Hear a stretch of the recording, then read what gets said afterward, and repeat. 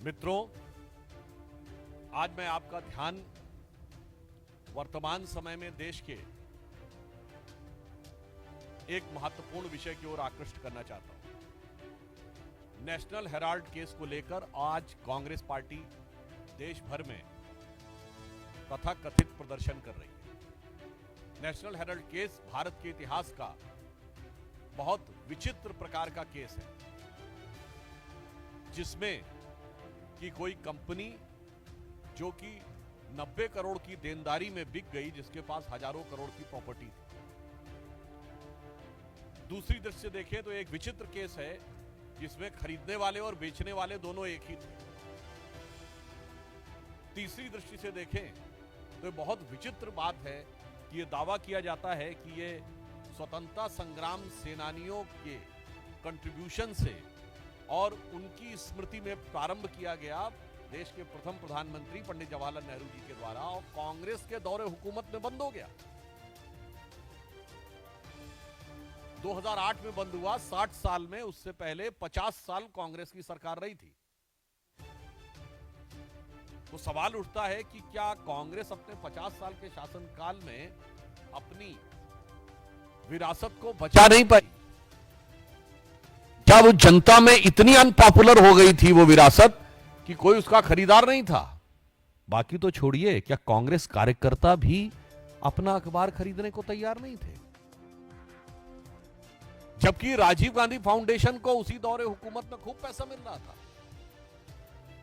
यह अपने आप में कांग्रेस पार्टी की नीयत पर सवाल पैदा करता है। और 3 अखबार थे, नेशनल हेराल्ड इंग्लिश में, नवजीवन हिंदी में, कौमी आवाज उर्दू में। सरकारी सपोर्ट तो छोड़िए, प्राइवेट सपोर्ट तो छोड़िए, यदि 10% कांग्रेस कार्यकर्ता भी इन अखबारों को खरीदने के लिए तैयार होते तो शायद उनके बंद होने की नौबत नहीं आती, या कांग्रेस पार्टी अपने फंड में से खरीदकर कम से कम अपने जिला और मंडल स्तर पे ही डिस्ट्रीब्यूट कर देती। और मजे की बात यह है कि कौमी आवाज भी नहीं बिका, उर्दू का अखबार, यानी कौम ने भी आवाज नहीं सुनी। यह अपने आप में शक पैदा करता। परंतु मैं यह कहना चाहता हूं कि कांग्रेस की, ये मैंने प्रश्न इसलिए उठाए कि ये कांग्रेस की नीयत पर संदेह पैदा करते हैं। इसका मतलब कांग्रेस पार्टी और कांग्रेस को संचालन करने वाले नेता ये चाहते ही नहीं थे कि यह अखबार चले, और इसीलिए उन्होंने जिस कंपनी में खरीदा उसमें उन्होंने पदेन नहीं बनाया। जैसे हमारे यहां कई संस्थाएं हैं जहां भारतीय जनता पार्टी का राष्ट्रीय अध्यक्ष पदेन उस संस्था का अध्यक्ष होता है। इन्होंने व्यक्ति के अनुसार बनाया। यानी अगर दूसरे ढंग से कहें, अभी वक्फ का बिल पास हुआ है और उसको लेकर भी चर्चा चल रही है, जिस पर वक्फ वाल औलाद का विषय आया था। इन्होंने तो लगता है कि जो हमारे स्वतंत्रता संग्राम सेनानी थे, उनकी प्रॉपर्टीज को भी प्रॉपर्टी अल औलाद कर दिया, यानी अपनी औलाद के नाम पर कर लिया उस प्रॉपर्टी को। परंतु मैं ये बताना चाहता हूं कि कांग्रेस की इस नीयत पे संदेह सिर्फ हमको नहीं है, कांग्रेस के बहुत वरिष्ठ नेताओं को बहुत पहले से था। और आज मैं आपको कोट करना चाहता हूं, सरदार वल्लभ भाई पटेल ने नेशनल हेराल्ड के केस को लेकर 3 मई 1950 को जवाहरलाल नेहरू जी को लेटर लिखा है, जो करेस्पॉन्डेंसेस ऑफ सरदार पटेल में स्पष्ट रूप से इसका उल्लेख है।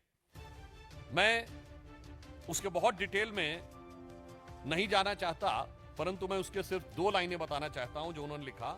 It is also bound to subject ourself to the criticism for a manner in which the National Herald is securing assistance from the persons who are associated with the activities of the government. I need hardly add to what I have already told you about this subject. उन्होंने कहा कि मुझे इस विषय को लेकर आपत्ति है कि यदि ये हमारा स्वतंत्रता संग्राम सेनानियों का कार्य था, तो सरकार से जुड़े हुए लोग जिस प्रकार से इसमें इन्वॉल्व हो रहे हैं, वह चीज आपत्तिजनक है। अब आप आइए साहब, और मजेदार बात क्या होती है कि उसके बाद जवाहरलाल नेहरू जी लिखते हैं कि इसमें कोई खास बात नहीं है। उनके पत्र का लास्ट बट वन पैराग्राफ है ये वो जवाब देते हैं सरदार पटेल को 5 मई को ही, 5 मई 1950 सरदार पटेल लिखते हैं नेशनल हेराल्ड के बारे में नेहरू जी को, और सेम डे नेहरू जी का जवाब जाता है और वो कहते हैं we all are sometimes receive contributions for the charitable funds or like purposes, should they all be refused or should they be acceptable in the certain circumstances? कोई बात नहीं, बहुत सारे लोग कंट्रीब्यूट करते रहते हैं, सरकार से भी गैर सरकार से भी, तो हमें लेना चाहिए, उसमें कोई बुराई मुझे नजर नहीं आती है। अब देखिए सरदार पटेल 6 मई को यानी नेक्स्ट डे फिर नेहरू जी को लिखते हैं और वो इसके ऊपर बहुत विस्तार से कहते हैं कि कुछ प्राइवेट कंपनीज, कुछ शेयर होल्डर्स, कुछ लोग किस प्रकार से लिख रहे हैं। अब उनके सिर्फ मैं 2 वाक्य पढ़ता हूं। एक वो लिखते हैं, as I wrote to you, ये सरदार पटेल लिख रहे हैं नेहरू को 6 मई 1950, as I wrote to you I left out an account contribution which did not come from those who were concerned with the operations of the department. Otherwise, my information is that the number of contributions actually received was sufficiently large and covered others as well. अब आगे सरदार पटेल जो line लिख रहे हैं वो बहुत गंभीर है। The transactions which I referred to you are of a different nature. There is no question of charity about it. जो आप कह रहे हैं कि ये तो भावना हत हो गई कांग्रेस पार्टी की, इसमें तो वो साफ साफ कह रहे हैं कि ये चैरिटी का विषय नहीं बनता है। अब सुनिए उसके बाद दिव्य बुद्धि पंडित जवाहरलाल नेहरू जी की। अब देखिए इससे बहुत साफ हो जाता है कि जो आज कह रहे हैं कि स्वतंत्रता संग्राम सेनानियों का भावनात्मक लगाव था, 6 मई 1950 को यानी नेक्स्ट डे सरदार पटेल को लेटर लिखते हैं जवाहरलाल नेहरू। लास्ट लाइन क्या है उस पर गौर फरमाइएगा। As a matter of fact the Herald is a fairly good business proposition and its preference shares and debentures are not a bad investment.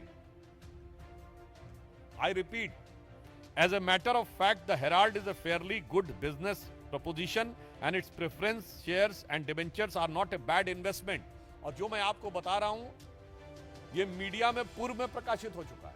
कई प्रतिष्ठित समाचार पत्र इसको 2 साल 3 साल पहले अपने आर्टिकल्स और जो उन्होंने रिसर्च आर्टिकल्स लिखे हैं उनमें प्रकाशित भी कर चुके हैं। अब आप सोचिए ये नेहरू जी के जमाने से ही था कि जो निवेश हो रहा है नेशनल हेराल्ड में वो बहुत मुनाफे का हो सकता है, ये गुड बिजनेस इन्वेस्टमेंट है और इसलिए इसके शेयर या डिबेंचर किसी भी प्रकार से कोई घाटे का सौदा नहीं माने जा सकते। इसका मतलब प्रॉपर्टी, घाटा, मुनाफा, बिजनेस प्रपोजिशन, ये विचार शुरू से था।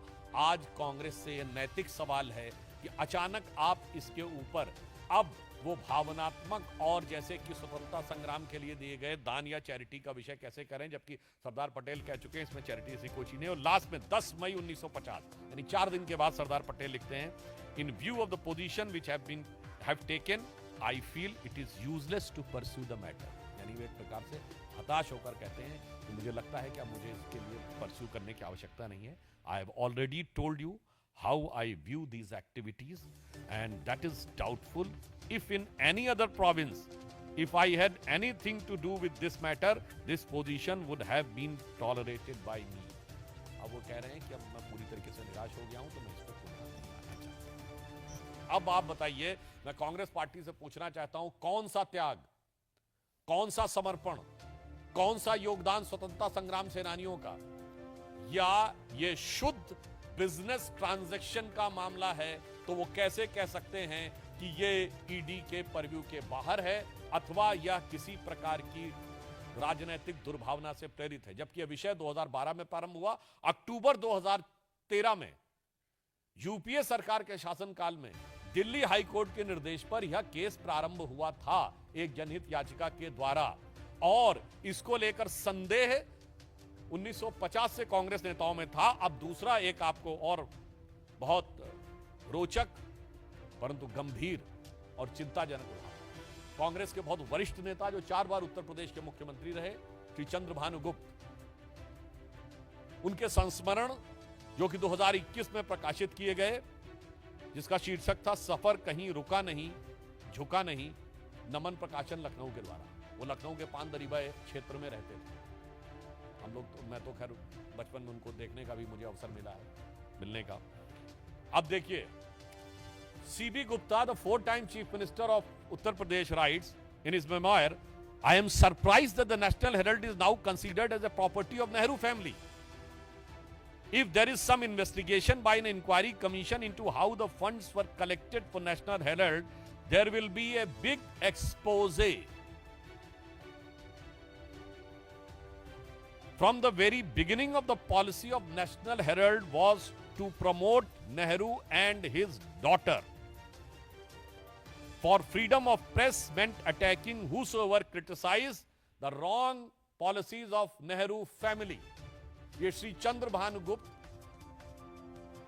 जो कई बार उत्तर प्रदेश के मुख्यमंत्री रहे, कांग्रेस के वरिष्ठ नेता रहे, स्वतंत्रता संग्राम सेनानी रहे, ये उनका वक्तव्य है, कोट अनकोट हमारा वक्तव्य नहीं है। अब आगे देखिए नेशनल हेराल्ड के बारे में, और भी खुलासे वाली बात है।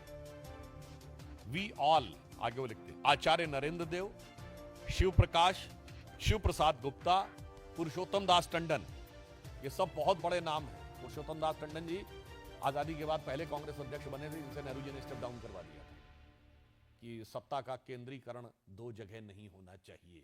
आज लोग कहते हैं ना कि अथॉरिटी वाली बात।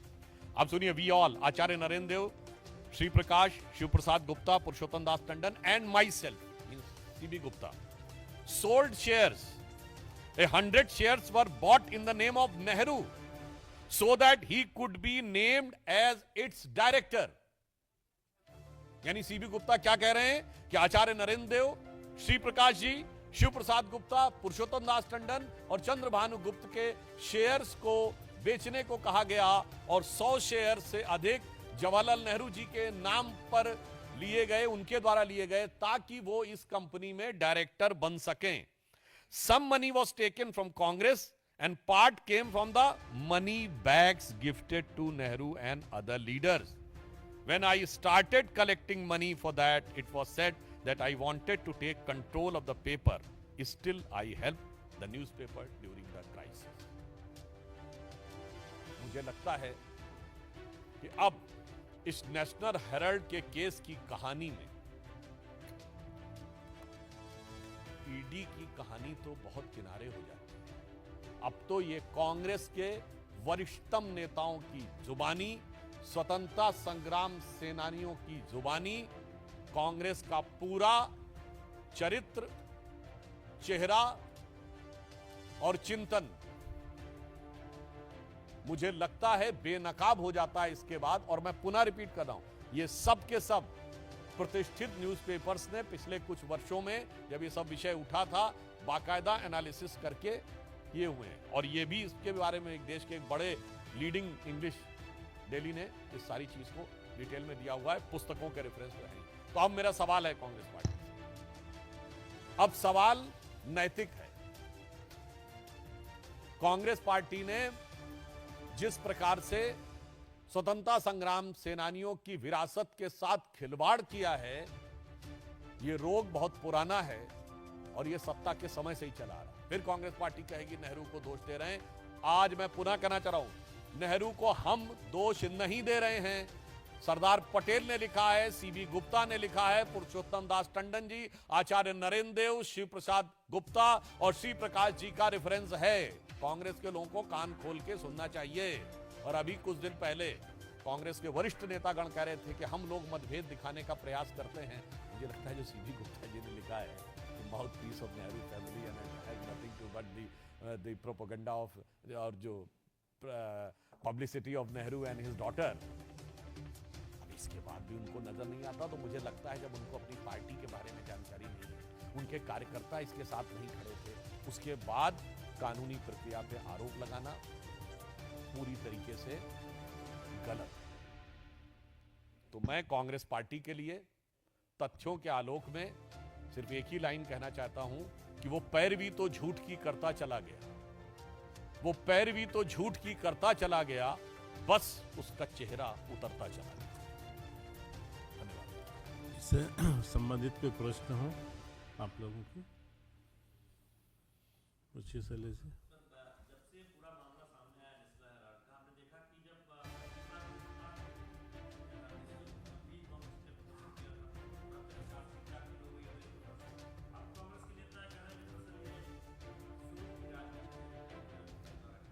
इसमें दो बातें हैं। यदि वो प्रतिशोध की राजनीति शब्द का प्रयोग कर रहे हैं, इसका मतलब ये मान रहे हैं कि उन्होंने शासन में रहते हुए कुछ गलत कार्य किए थे हमारी पार्टी के विरुद्ध। पहली बात उनके द्वारा स्पष्ट हो गई। दूसरी बात, प्रतिशोध का प्रश्न इसलिए नहीं उठता है क्योंकि यह विषय 2012 में प्रारंभ हुआ और एक पीआईएल के द्वारा अक्टूबर 2013 में दिल्ली हाई कोर्ट के द्वारा इस केस की जांच की शुरुआत हुई। और जब आज मैंने कांग्रेस के स्वतंत्रता संग्राम के समय के जिन नेताओं को कोट किया है, जरा वो प्रतिशोध का आरोप लगाने वाले शोध करके बताएं कि इसमें उनको क्या नजर आ रहा है। और मैं जो पुनः मैंने कहा था, मैं फिर रिपीट कर देता हूं, जो हमारे ऊपर मोदी जी की सरकार पर आरोप लगाते हैं कि उनके नेताओं को कोर्ट कचहरी के चक्कर काटने पड़े, पिछले 30-35 साल की एक लोकसभा बता दें जब इनके नेताओं ने कोर्ट कचहरी के और जांच एजेंसी के चक्कर भ्रष्टाचार के आरोप में न काटे हों, और उसमें से एक भी जांच इनकी सरकार ने नहीं की थी, सब कोर्ट के द्वारा हुई थी। मैं पुनः रिपीट कर देना चाहता हूं, नेशनल हेराल्ड केस में जिसमें राहुल जी और सोनिया जी मुचलके पे हैं, वो 2013 में रजिस्टर हुआ, हमारी सरकार नहीं थी। कनिमोझी ए राजा जेल गए 2011 में, हमारी सरकार नहीं थी। सुरेश कालमाड़ी जेल गए 2010 में, हमारी सरकार नहीं थी। मधु कोड़ा जेल गए 2008 में, हमारी सरकार नहीं थी। शिबू सोरेन जेल गए 2004 में, हमारी सरकार नहीं थी।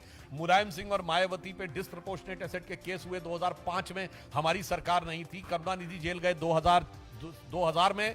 लालू प्रसाद यादव जेल गए 1997 में। जयललिता जी जेल गई 1996 में।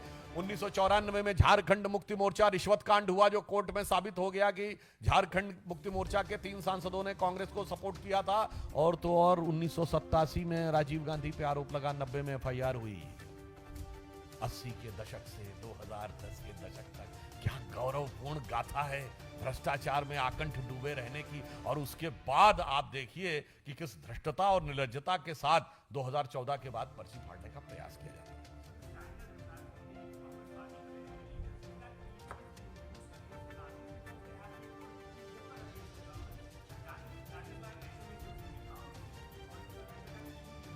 Actually, they have lost all their standards of politics and morality. So this has become nothing but their, you can say, their compulsion to give this type of reply. I have already in my previous answer has given a detailed elaboration of that the Congress been involved in so many cases. Prior to that, I just want to remind even the Congress Prime Minister's first time there was an allegation about the Prime Minister being direct involved was during the time of Rajiv Gandhi ji when BJP was 2 seats party. So I think they first introspect, and the people of country are wise enough, and today is the age of information. Anybody can go and verify the facts, what we are saying and what they are saying. And again, I would like to remind, जो allegation Rajiv Gandhi पे लगा था, Bofors, हमने नहीं लगाया था. That came from within the government. The finance minister of Rajiv Gandhi government, Shri Vishwanath Pratap Singh, has put up the allegation.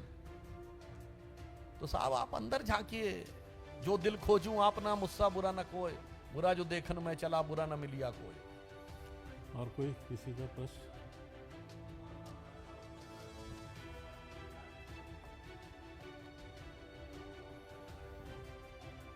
देखिए, ये न्यायिक प्रक्रिया चल रही है। मुझे लगता है कि जो विधि सम्मत कार्रवाई हो रही है और जांच एजेंसियां जो भी अपनी रिपोर्ट दे रही हैं, उसके ऊपर राजनीति न करके उसे न्यायिक और विधिक प्रक्रिया के रूप में देखना चाहिए। Okay sir.